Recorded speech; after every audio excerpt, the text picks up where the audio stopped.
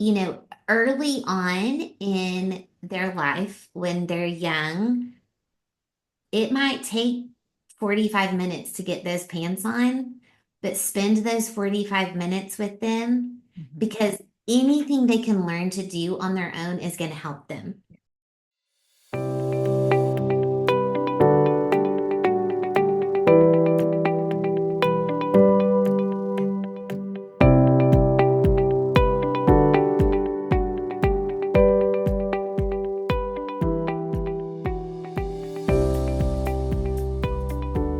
Hello, and welcome to Forever Home for Our Kids with Disabilities. I'm Valerie, mum to two with disabilities, one visible, one invisible. I'm a life coach and an author.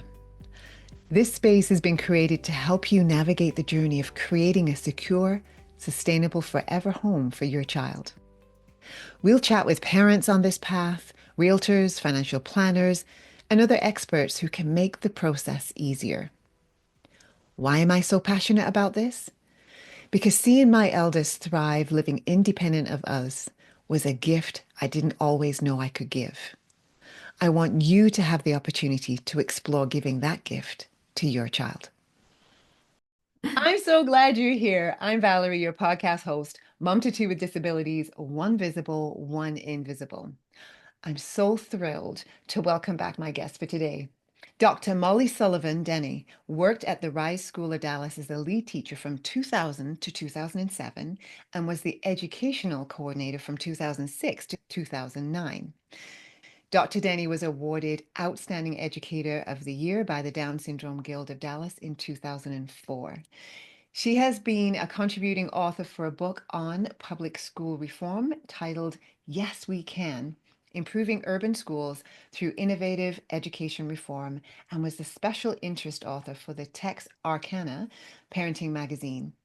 Dr. Denny was an adjunct professor for Texas Woman's University in the Family Studies Department from 2003 to 2018 and has been the director of community living for Daymark Living since 2015. Welcome back, Dr. Denny. Thank you.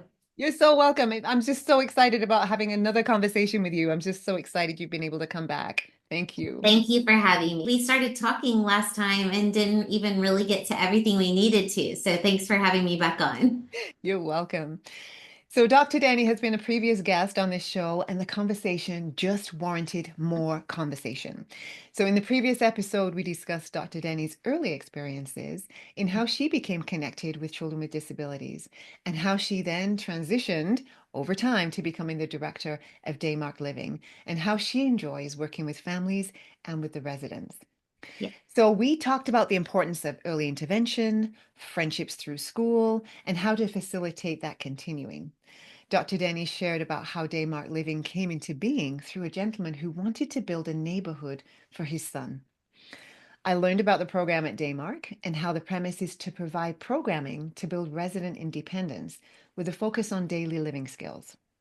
I learned how the program guides the residents through their day with an end goal for some to become employable.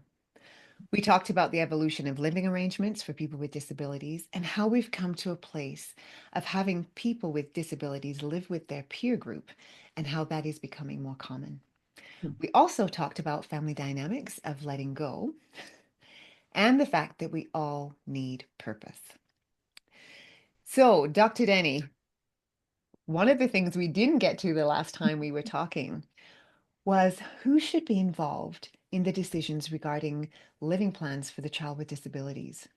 Yeah, that's a great question. And I think it's really different for every family, but I think we like to use the word stakeholders. So, not just people who might have an influence over the finances of how, these things are going to be paid for or the money that might be left behind for someone with special needs. I mean, those are really important questions and something that families should definitely be planning for. But a lot of times what I see with the families that I work with is it's people who genuinely love this person.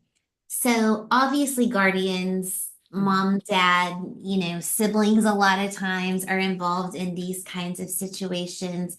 And the longer I've been at Daymark, the more I've encouraged our guardians to include that next generation so Mm, that, God forbid, something happened to maybe both living parents or, if it's a single parent, then something like that. Because we've seen situations where something tragic happens and suddenly you've got this young adult with special needs who isn't left with, the only two people or the only one person that was making those decisions. And it's really very upsetting, to lose someone that you love, but then all of that is also with it. It's kind of the backpack that they're wearing is like, what does the future look like? And so I always encourage families to include those siblings, even if they're teenagers, have them being part of those conversations so that they know what's going on. Maybe those siblings are in college or they're just starting out in their career. And I hear this so often from parents where they say, well, I don't want to burden my mm, other children. And I'm like, they're not a burden. That's their sibling, right? Like, yeah. if your sibling was typically developing and suddenly they lost an arm, you're not going to not help them when they're older. Like that's just part of the beauty of these family connections. And so we're really trying to change the language Mm, around not saying that someone might be a burden. And I think a lot of times we've sort of shifted away from families saying, it's a financial burden, but also an emotional burden. And I'm like, let's just do away with that language and really talk about what this looks like. Because if someone's living in a place like Forever Home or Daymark or wherever it might be, that support for their daily life is there, mm, right? The support is already there. We're already providing that. But it's just that decision making of like, what's best? Let's say they have to go into the hospital. Who's going to be making those decisions? And we're here to have those conversations. And so to me, it's just planning. Sometimes it's a cousin, sometimes it's a best friend or, an adopted family member. Sometimes it's a teacher who's been really important. I have several residents here at Daymark that I taught at the Rise School, and I've just been a part of their lives for, 20 something years now. And just people who know what they're capable of, what their future is, and just what the family is wanting for them and kind of that shared vision. hmm. Wow. So you mentioned burden, which is not a word that we want to use. So No. I'm grateful that you want to kind of change the language around that. Yes. But Yes. I'm thinking, so that's something that I have thought about as well, as I don't want to burden my younger child with Right. the issues that my older child has and the help that they're going to need going forward. But what kind of struck me as you were talking was the emotional burden. So can you talk to us a little bit more about that? Because I hadn't really thought about that, but I can see how that's very impactful. Right. So I love to talk about this because I feel like families, parents in general, of people with special needs, they do a lot of parenting from a place of what I call guilt. They feel bad for this person, or they feel that they haven't been treated with the dignity that they should. And so, a lot of those parenting decisions, you get this kind of sense, or we do as professionals, we get this kind of sense of parents. I always say they come in with their dukes up because they've been told no a lot. They've been told your child can't do this, can't do that, doesn't qualify for this. They've been told no a lot, and that's hard. And so Mhm. then they come to us, and I often have to be kind of the voice in our team of directors here of saying, a family may come to us and the mom may seem combative or the dad may seem overly anxious, but they're bringing all those experiences with them. And so our job is to break down those barriers, right? And say, like, hey, we are in this with you. We are going to be team players. Mhm. You're still going to drive the bus, but we're here to give you that support. Yes. I love about working with siblings is they don't have that. They Mm. do not have that. So they don't carry that weight. I don't feel like the parents do. I always say our siblings are much more reasonable, typically. They're much less emotional, right? They don't get emotionally hijacked.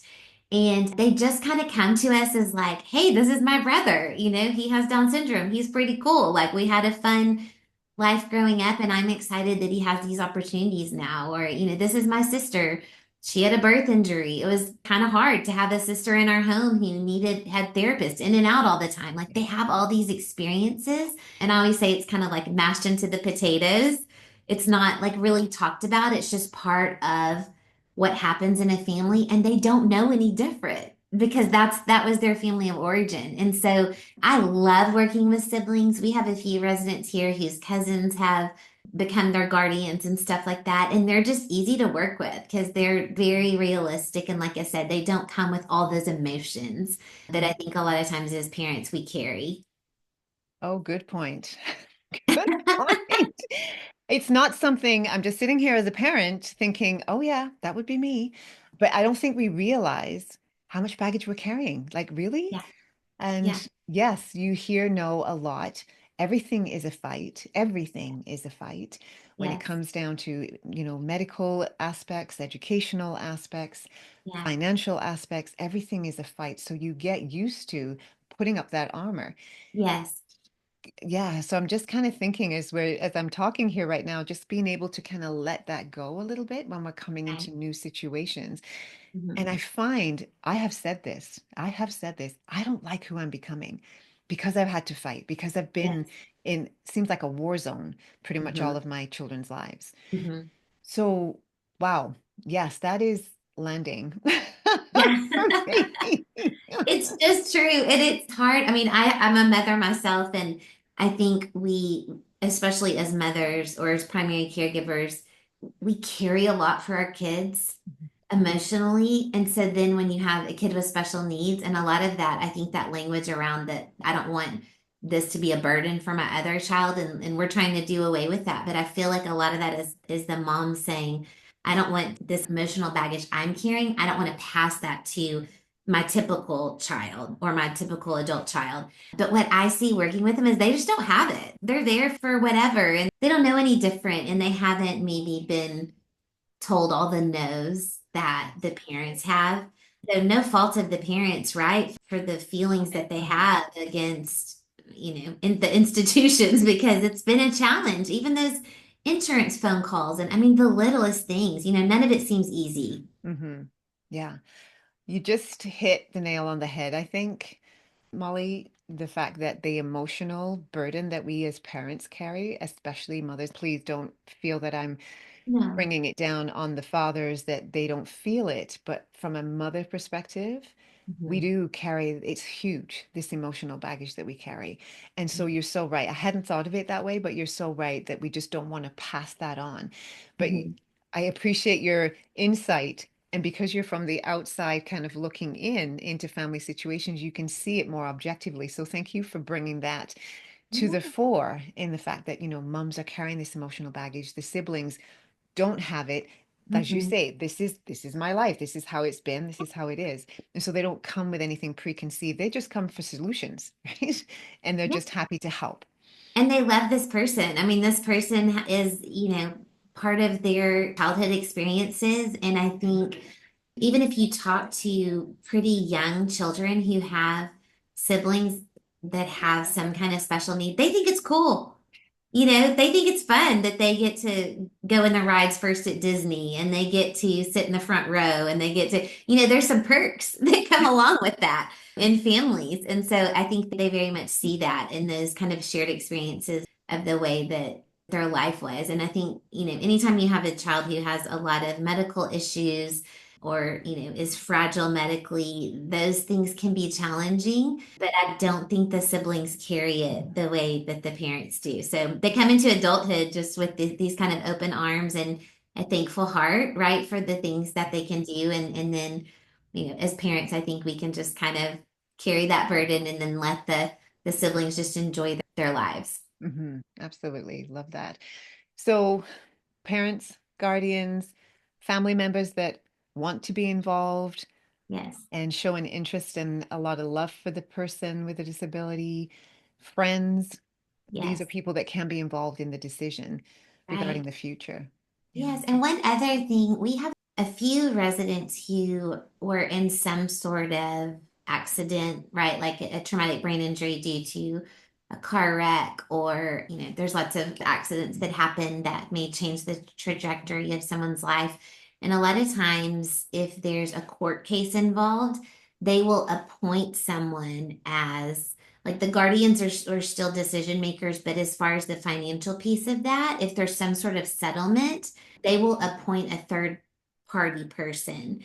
And that can be really interesting too. It's usually an attorney who's appointed and may or may not normally wouldn't know this family at all, but they're pretty good to work with because they're just looking at the big picture of like, we have this person who has these needs and we have this much money that needs to last them their life. They can be pretty black and white about it. And I appreciate that sometimes too. I think those special needs attorneys, even if it wasn't someone who had a TBI, if it was just someone who was born with Mhm. some kind of disability, those special needs attorneys can be very objective and non-emotional about those kind of decisions. And so that might also be someone that you would want on our team. Yes. Well, I appreciate that because that's not something I'd heard of before. So thank you for sharing that. And just so as you know, I did interview John Galea not too long ago, who's the financial planner who has a special needs designation certification. And so, yes, just understanding the need to have Mhm. someone like that in your corner is Yes. huge, especially when it Yes. comes to the financial planning piece. And I just love the fact that it's part of the team that work with people that have had a traumatic brain injury or that, like you say, there's some kind of Right. financial aspect that needs to be taken care of. So that's Mhm. amazing. Thanks for sharing that. Yes. All right. So tell us some of the best practices, and I hope everyone who's listening has got a note pen and some paper. What are some of the best practices for preparing young adults with IDD, intellectual developmental disabilities, for living away from their families for the first time? Oh gosh, there's so many things. I would say let's just break it down, Yeah. okay, to the basic things. So one thing that I like to tell families is think about what you do every day. Mm, You wake up, you get a cup of coffee, you brush your teeth, you take your medicine, you might have a quiet time, you go for a run. Break down your day. Just write it out yeah. from every minute of everything that you do. And then do the same for the person that you're, working with that you're thinking about. So whether it's your son or daughter or whoever it is that you're caring for, write down what their day looks like and then write down what you want their day to look like. Mm, And my lighthouse moment always is what are we going towards? yeah. Right? Like where are we headed? And if you look at where you're headed, and that's what Daymark means is it's a lighthouse without light. So I always use that here is what is the place that you're going? And then you break down how do I get there? Mm, So if I want this young adult to brush their teeth on their own, shower by themselves, get dressed by themselves. Those are very, very basic needs. And mhm. if you're doing that for them, they're not going to do it for themselves. Right. So, early on in their life, when they're young, it might take 45 minutes to get those pants on, but spend those 45 minutes with them Mhm. because anything they can learn to do on their own is going to help them. We talk a lot here about learned helplessness Mm, because when things are hard, it's easier to just let someone else do it for us. Well, our guys with special needs are the same way. yeah. If you can put my shoes on faster and I'm 25, go ahead and put my shoes on. Yeah. But if you've got a 4-year-old who's motivated and trying to do it developmentally, they're at the very perfect spot to be doing that. Spend the time and let them do it. Work with those OTs, have those therapists come into your home. I tell families a lot who are trying to prepare for coming to Daymark. I'm like, if you could get someone to come into your home, maybe it's not best for caretakers at that point to be doing it anymore for a lot of different reasons, but let that therapist come in and work on scrubbing that hair, right? Getting in there and really scrubbing, cleaning out your ears with Q-tips, all of those kind of really basic needs. If you can focus on that, I mean, as the director of Daymark, I'm not that concerned if they can read or if they can write or if they can even really follow a schedule. What I'm looking for is can they get up? Can they get out if there's an emergency? Can they clean up after themselves? Right? Can they get themselves dressed? Do they understand safety? Like a lot of those really simple things. And so I think it's so important that you look at your day, their day, and see where those discrepancies are, and then maybe just focus on one thing at a time. Hmm. If dressing is difficult and they could learn that skill, then, hire someone to come in and help with that. Yeah. And so I think that's one thing that is really important. The feeding yourself and making yourself snacks and making yourself food. Here at Daymark, we provide meals, and so they don't have to do a lot of cooking, but a lot of places where people live, they have to be able to do some cooking, basic cooking, right? Like we teach how to scramble eggs. That's one of our very first things we teach. We have a 10-week course at Daymark on having we call it oven and stove certification. So they work to get their stoves turned on in their houses and scrambling eggs. There's multi steps to that. Hmm. Making sure that they know how to clean up the kitchen and that they understand the safety of cooking your food all of the way and, all of those kind of things. So anything that they can do in your home that will help them live on their own and understand the importance of it is really important. I'll tell you something funny. Changing sheets. That is like the biggest thorn in so many people. I don't like to do it either. But getting those corners around that mattress can be really hard.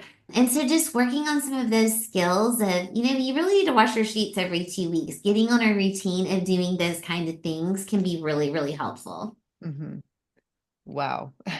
That's a lot. It's a That's lot. a lot. I love that things are broken down into steps. And I love how you've sort of told us what's your day look like, what's your child's day currently look like, and what do I want it to look like? Because we need to be forward thinking. And I Mhm. thank you for the reminder that start early. And yes, it's hard. I'm a mother that's very task orientated, very time orientated. Okay, we don't have a lot of time, so let me do it. But I did realize at some point that we have to allow our children to do Yes. certain things. I know for Melody Ann, our oldest, who is total care, there was just some things she's not ever going to be able to do. Sure. Yeah. But we still wanted to give her life experience. So Hmm. she came with us to the laundry room. She felt what it was like to take something out of the dryer and how warm it Yes. feels. And, we helped her hand over hand fold socks and these kind of things. I just wanted her to sort of know what it's like to live and how we function and how we care for ourselves. Hmm. So we've always kind of kept her abreast of that kind of thing. And what was really cool one time when she was young, she had this pony walker. So it was kind of like almost like a bike without pedals. She used her feet to kind of scoot around. And I remember a therapist coming over and I don't know why it came up, but where's the laundry room? I think she was wanting to know if Melody Ann was aware of her surroundings. And Melody Ann went right to the laundry room. And I think that's because we took her to the laundry room and told Yes. her it was the laundry room and showed her It's a what we part of it. did in the laundry room. So Right. even if your child may not gain Mhm. skills, I think Mhm. it's important for them to understand what goes on in a home and what goes Yeah. on for their care. Yes, I agree. One thing that I used to tell my families whenever I was working with children is it can be really small changes, like all their little Tupperware that they use that's not breakable and all those things, put it down low in your kitchen so they can do it. I mean, they can take stuff out of the dishwasher if they can sit up, right, and put it into a low drawer. Or maybe you can, put things where they can reach it. I used to have a lot of families that were like, well, I really want them to be able to put their clothes away, but they can't reach the drawers or they can't stand independently. And I'm like, well, they can definitely throw socks into a bucket. So who cares if they don't match, right? You can go back later and match them up, but any little task that they can do to feel like they're helping, Yeah. as you're writing out that schedule, I think can be really helpful. And getting in a car seat, I remember that was like the happiest day whenever my kids could buckle themselves into the car seat. I was like, my whole life just changed, right? Because for years, you're the one that's helping them get in and out and in and out and in and out. And so anytime they can achieve some kind of success, Yeah. sorting the silverware, any of those very, very, what we think is like Hmm. menial tasks can be really celebrated if they're doing that on their own. And I think fixing hair, that's another huge one, is like our girls brushing their hair. We have a lot that get these, I call them little nests in the back of their hair because they don't have the fine motor to really brush that out. And so just making sure that you can get that adaptive equipment that can help with that. Mm. And those therapists are so good about knowing, what those different things are. There's even things that help you put your socks on now. Yes. So Yes. yeah. I love it. I know with our youngest who has the invisible disabilities, so very capable. And so I remember when we left Melody Ann in her forever home and we moved out. And so when our youngest was here with us in our current home, that's when I stopped doing their laundry. That's when I stopped doing quite a few things for them because I needed them to start showing that they had the Yeah. ability. I knew they had the ability, they just didn't have the opportunity. So it was Sure. my job then to provide the opportunity for them to start doing these things. And Mhm. then not too long ago, I don't know if there are any other parents out there that can relate. Hey, supper's ready. Nothing. Supper's ready. Nothing. So I got so tired of calling them up time and time again because the food was ready. And so it's like, okay, I guess you don't feel like you need to eat. So when you're ready to eat, you can come and make yourself something to eat. So now for the last 2, 3 years, I don't cook for them. But then Mhm. I've given them the opportunity to learn to read recipes, to try different things, to experiment, and to cook. And they do great. They Yeah. do great. I love that. One thing that I did with a lot of my little kids is I would tell the parents, a lot of times kids will get like the little tyke kitchens and Mm, cars and things like that. I always tell families, put those in the room where they go in your house. yes. So like instead of putting a little tykes, kitchen in the playroom, put it in the kitchen. Mm, And that makes sense, right? So as you're cooking things, they can be because they do so much mimicking, yes. and they learn so much. So same thing with a little washer and dryer. Like if you're working on laundry, get some boxes, make a little washer and dryer, and put it in there and give them some old towels and let them practice those skills because those things you can build on when they get older. Love it. Love it. All right. So I hope you're taking notes, audience. Mhm. All right. Well, thank you so much for sharing that. So I Sure. think what we just need to take away from this is it's not too early ever to start building future skills. Break Mhm. them down and start with whatever is age appropriate for them. But then you can, as you say, can start building on them and just continue building on them Yeah. until they've mastered the skill. Yes. All right. So I wanted to just go back to our last conversation where you mentioned that friendships that children develop during school can dissolve as the children start to go away to college or move on to other programs or move away. So, what do you do at Daymark to help foster and nurture friendships? Yeah, it's interesting because we don't typically lump our people together by diagnosis. We're Mhm. just kind of like, I sort of see everyone as, residents here at Daymark, but there are some differences in how our guys, initiate friendships, maintain friendships, sort of based around their diagnosis. So, a lot of our residents who are really social in nature, they make friends very easily. They're very warm, but those friendships a lot of times are very surface. Mm, So they give a big greeting and lots of hugs and, happy to see each other, but they may not have those like deep friendship connections.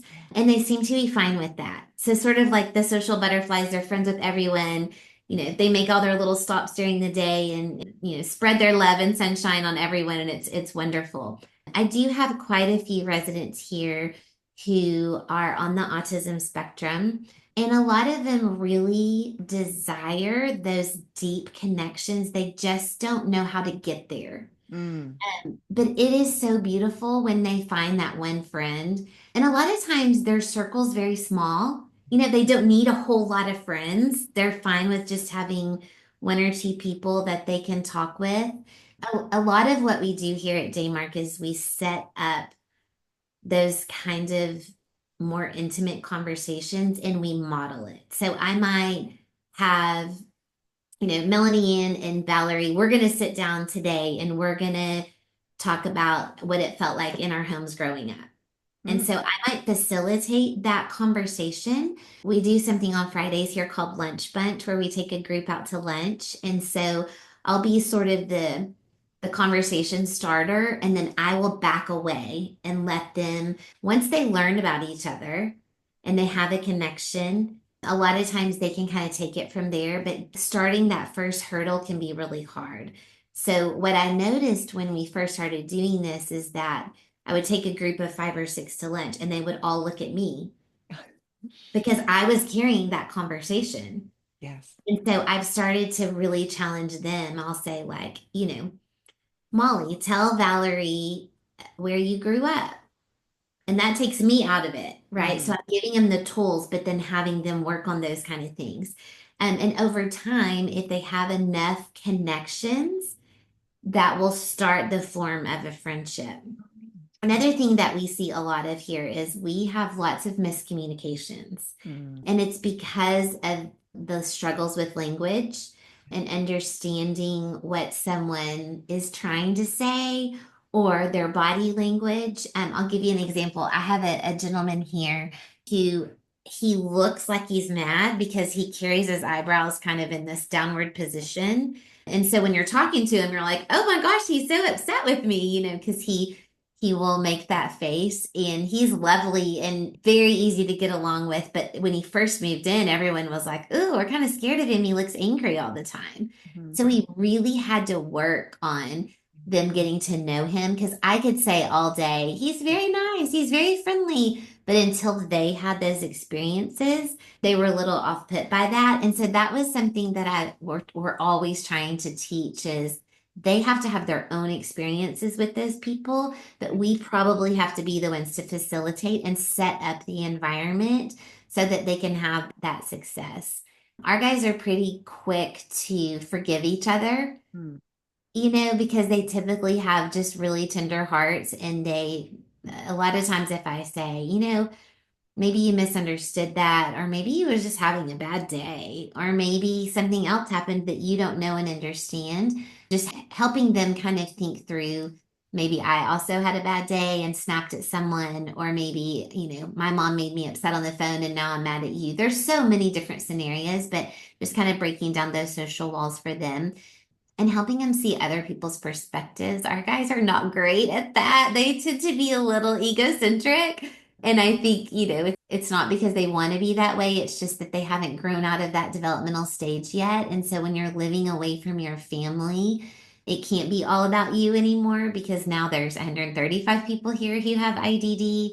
And so we talk a lot about not just thinking about yourself, Yeah. or what your needs are, or talking about yourself, but ask someone else what's going on with them, and Mm. helping them kind of build those relationships. And what we've seen is residents who've lived here for 3 and 4 and 5 years, they have their own friend group now, and we don't need to intervene in that at all.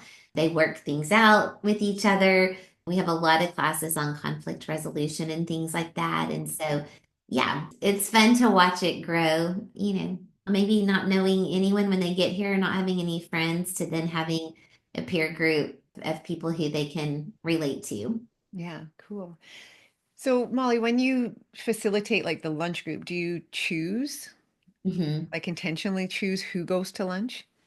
Yes, we do. It's intentional. We have groups here that like outing groups, and so a lot of times, like if someone new moves in and I know they're really desiring connection with others, then I might just take a group out to lunch to get to know that person. We even do it a lot of times on Zoom.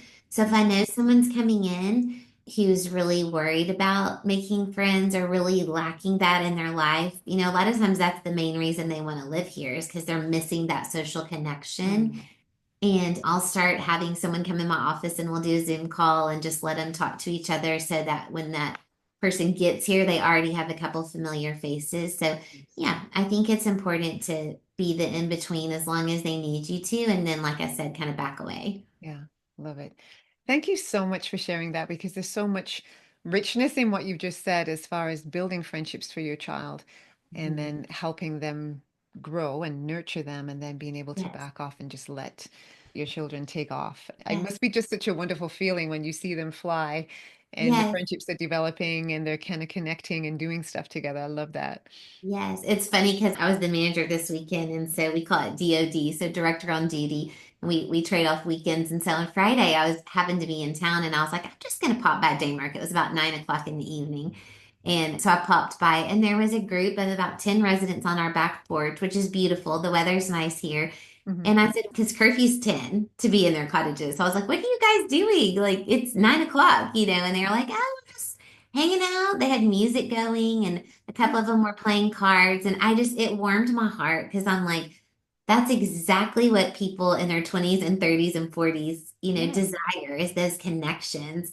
And there was no staff anywhere in sight. They were just being friends. And I loved that. It was girls and boys and just having those interactions. And there was times of kind of long paused silences where maybe no one knew what to say, but they picked it up whenever someone was ready or whenever someone had something to say. And it's really neat to watch. Yeah.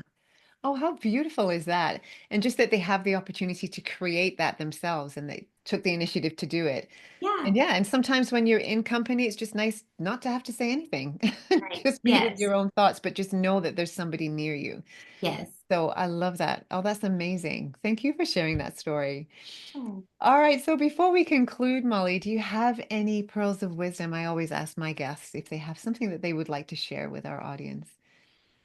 Yeah. I mean, I think if we kind of stay on the topic of, what we're talking about here today, I would say plan. That's the big thing. Just make a plan. Your plan may not be right, but that's okay. Just make a plan. I think we may have talked about this before, but I think so often parents with young children that have IDD and then teenagers, with each developmental stage comes all of these new kind of Mhm. challenges and joy and all of these things. And I think it's really easy to get caught up in today. What's happening today? What do we need to do today? The to-do list of today. But I think it's really important to get away sometimes and just have a time to plan for that next stage or those next two stages so that you know where you're going. Because what happens is if you don't do that, then you wake up and they're 22 and you're like, oh my gosh, Right. now what? Or what we see is, someone's back living or they're living at home and there's nothing going on during the day and they get depressed. So now we've got these other Mm, kinds of, just challenges that you may have not anticipated. And so I feel like my advice is just plan. Come yeah. up with a plan. It may be wrong and you will probably change that plan Mhm. and it will probably take some zigs and zags, but that's okay. But plan out so that in your absence, those that also care for this person will know what your wishes were. Yeah. Write them down, type them up, let someone know where those things are. And Mhm. that way you're not leaving someone with the like, well, we're going to do the best we can. They'll say, this is what we think that their family wanted, and we're going to make sure that we're Yeah. making it happen. So that's probably my advice for today. Well, Molly, thank you so much for being with us. It's been such a pleasure. As I've said before, I could talk with you all day. You have so much to share. So thank you again for being here. Awesome. And audience, I just want you to listen in, listen good, and pass this message on because there's so many parents that could benefit from our conversation today. Thank you, Molly. Yes, thanks for having me. I appreciate what you're doing, so I'm happy to help. All right. Thank you so much. So, audience, keep building your child's future and remember to live with intention, embrace the journey. Hey, if you want to connect with Molly, then you can reach her at molly.denny@daymarkliving.com. You can also check out the website, www.daymarkliving.com. And you can also find Dr. Molly on Facebook or Instagram under Molly Sullivan Denny. Thanks. Thanks for joining me today on Forever Home for our kids with disabilities. I hope today's episode gave you something new to think about and it increased your confidence on your journey. If you found this episode helpful, do tell others about it. Use the text feature to let me know your questions. Tell me what you want to know. Until next time, take care and keep building your child's future.